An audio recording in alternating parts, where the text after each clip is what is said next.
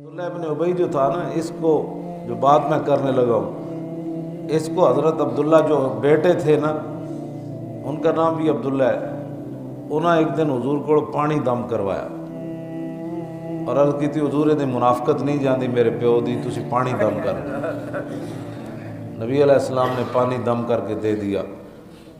جب حضرت عبداللہ لے کر اپنے باپ منافق کے پاس گئے نا، تو کہا کہ یہ پانی پی لو۔ اس نے کہا کہاں سے لائے ہو؟ اس نے کہا دم کرا کے۔ تو منافق ایسے ہوتے ہیں۔ اس نے آگے سے جو بکواس کیا، اس نے کہا اس سے تو بہتر تھا تو مجھے اپنی ماں کا پیشاب پلا دیتا۔